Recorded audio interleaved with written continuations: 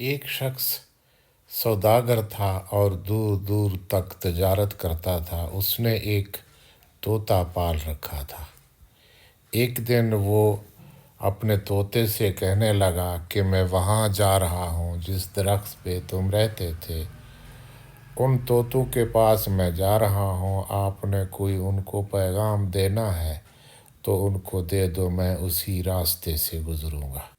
طوطے نے کہا، ان کو میرا یہ پیغام دینا کہ میں قید ہو گیا ہوں اور آپ لوگ زندگی کے مزے لوٹ رہے ہو اور آزاد ہو۔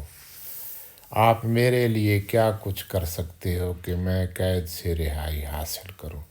بس میرا یہ پیغام ان کو دے دینا، آگے ان کی جو جواب ہوگا وہ مجھے آ کر آپ دیں۔ وہ شخص وہاں اپنے طوطے سے الوداع کر کے روانہ ہوتا ہے اور اپنے تجارتی سفر کا ارادہ کر کے اپنا تیاری کر کے وہاں سے روانہ ہوتا ہے۔ طوطے کو گھر چھوڑ کر وہ اپنے کام کے سلسلے میں روانہ ہو جاتا ہے اور اپنا سفر کر کے تجارتی شہر پہنچ کر اپنا تجارتی کاروبار میں مصروف ہو جاتا ہے۔ وہاں اپنا تمام تجارتی مال کاروبار کر کے جب وہ واپس لوٹتا ہے تو اسی راستے سے روانہ ہوتا ہے۔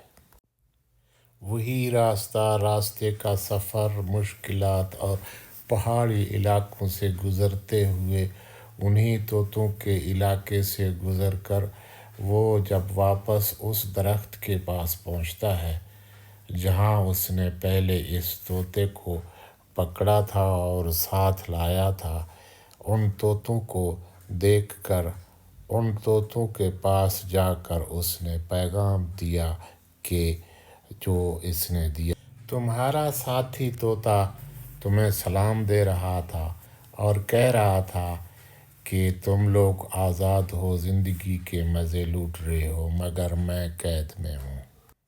اس طوطے کا پیغام سن کر باقی سارے طوطے اڑ گئے مگر ایک طوطا سیدھا درخت سے نیچے آ کر گرا اور مر گیا۔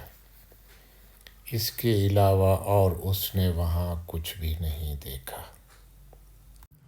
جب یہ سوداگر اپنے گھر واپس لوٹ کر آیا تو اس نے طوطے کو ساری کہانی سنا دی کہ میں نے جب ان طوطوں کو آپ کا پیغام دیا تو سارے طوطے درخت کے اوپر اڑنے لگے مگر ایک طوطا درخت سے نیچے گرا اور نیچے آ کر مر گیا۔